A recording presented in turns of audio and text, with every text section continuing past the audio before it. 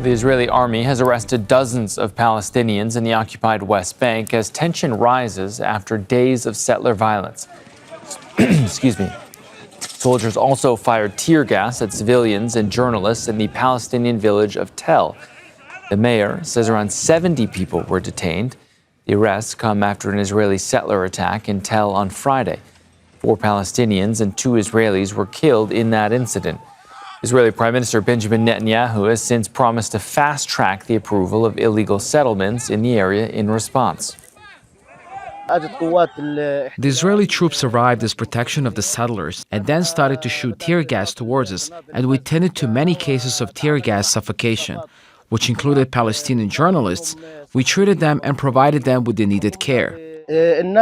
People here are scared of what happened on Friday, noting that around 8 houses were set on fire in the village and vehicles as well.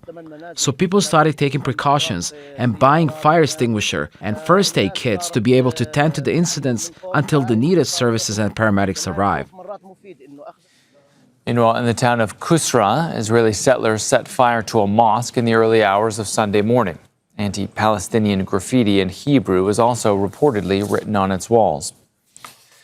And dozens of Israeli activists in Tel Aviv have staged a protest against Israeli illegal settler violence in the occupied West Bank.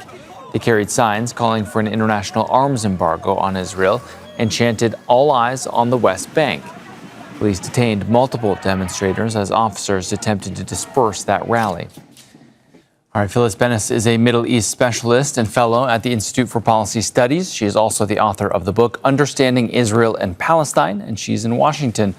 Phyllis, there is a lot that is hard to understand, so I'm certainly glad that you are here. First, just on a practical note, in the wake of this violence that we've seen over the last few days in the occupied West Bank, we have seen Israeli settlers set fire to homes, and I mentioned earlier, in the village of Qusra, they also set fire to a mosque.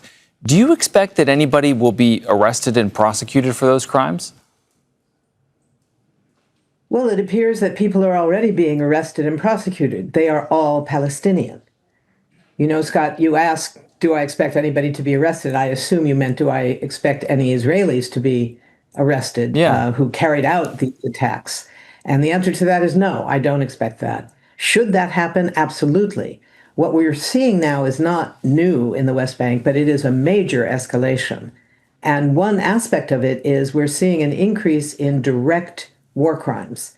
In this particular case, in the village of Tel, it's up in the north near Nablus, the settlers were the first group to attack the village. 4 Palestinians were killed. 2 Israelis, a soldier and a settler, died in the course of that incident as well. But what I think is very clear here is that whenever there is any kind of an incident like this, the response by the Israeli military and the settlers is to punish all the Palestinians. There is no accountability for Israeli settlers.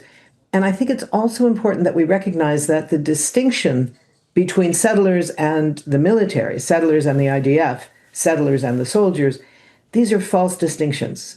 You know, some of the settlers are themselves part of the Israeli military. They serve in the reserves. They are armed by the military. Many are trained by the military. They're all using U.S.-provided arms. So this distinction is not a very important one. They are all supported by the Israeli state. And what we're seeing here is a decision that they make to deliberately commit war crimes. So we're seeing collective punishment. That's one war crime of massive number of Palestinians. We're seeing attacks on hospitals where Palestinians, the hospital in Nablus and others, were attacked, and patients as well as doctors and other staff were detained, were bound. It's terrifying for patients and their families. Phyllis, I guess it's just a bit confusing. You know, a lot of people looking at this from an outsider's perspective will have heard the Israelis say many times before that they are the only democracy in the Middle East. So doesn't Israel, as supposedly the only democracy in this region, have democratic structures in place to ensure that people are prosecuted for crimes and that there is law and order and there is equality under law? Yes, in theory, that's exactly what should exist if Israel were, in fact, a democracy as a country. The problem is Israeli democracy is a limited democracy. It's democracy for the Jewish population, which is about 80% of the population inside Israel, inside the Green Line. It does not cover either the 20% of the Israeli population who are citizens but are Palestinians, are not Jewish, and do not have the same rights as other citizens. They have some rights. They have the right to vote. They have the right to run for the Knesset, but they don't have the same rights in terms of land ownership, a whole host of things. There's over 60 laws that distinguish between the laws for Israeli Jewish citizens and other citizens of Israel who are not Jewish. Then when we get to the West Bank, where citizens are not citizens, the citizens who live there, the indigenous population who are Palestinians, do not have any rights to vote in Israeli elections, anything like that. The Palestinians live now in a region which is being taken over by somewhere between 750 and 800,000 illegal Jewish settlers from Israel who have all the rights of Israeli citizens. If there's a trial ever, it's tried in Israeli civil courts, etc., where the Palestinian population lives under Israeli occupation with no rights. When they are arrested, they are usually held for long periods of detention before any charges are even filed. Yeah. That doesn't happen to to Jewish Israelis, but it does happen to Palestinians routinely. They can spend years in prison, never having been charged with a crime. And what we're seeing now is that kind of escalation. I know that there's an election coming up this fall in Israel. Is there, an opposition party with any chance of being influential in the next Knesset that is against these expansions of these illegal settlements in the West Bank and this violence that we've seen? Scott, when you first started to say, is there an opposition party that has some chance? The answer to that is yes. But if you add, as you did, an opposition party that would be opposed to these actions, the answer there is no. Because while there are significant differences on some issues between Netanyahu and his far further right supporters, Smotrich and others who you just talked about in the package before I came on, there are significant differences in terms of how Israeli Jews live. So some of the issues around the independence of the judiciary, the question of whether ultra-Orthodox Jewish citizens will face the same issues of being drafted into the Israeli military as non-Orthodox. These are significant issues for the Jewish population.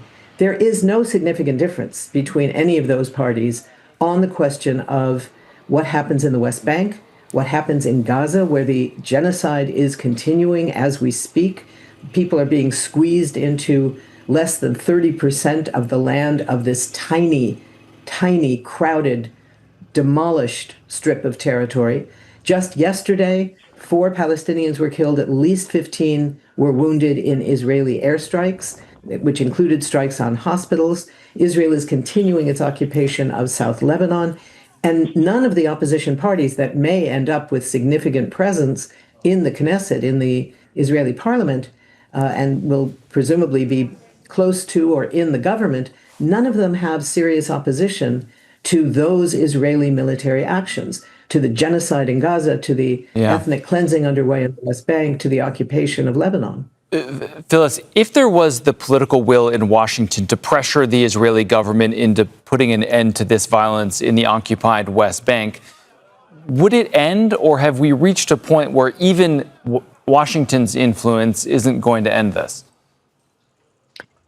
It depends how we define Washington's influence. If it's defined as more words, as we heard, whether it was from President Biden or what we've been hearing on occasion, rarely, from President Trump, please stop killing so many Palestinians. There will be no impact, because why should there be? The critical question is the weapons and the money that are being sent. Just this past week, we saw the vote in the House of Representatives here with 104 members of the Democratic Party, more than ever before, voting against an additional $3.3 billion of military aid to Israel to be sent. That was huge. That was a major shift in public opinion influencing members of Congress. But it wasn't close to being enough to actually stop the money from going through. The minute that the president or Congress say, not one more dime, not one more gun, not one more bomb, then we will see it stopping, because Israel needs that money and those weapons to carry out this genocide, to carry out all these attacks. Without it, it will stop. But the words alone will not do it. Yeah, and we are starting to see a shift in public opinion, to say the least, in the United States. Phyllis Bennis, well, we'll have to leave it there. Phyllis Bennis, author of Understanding Israel in Palestine. Thank you, ma'am.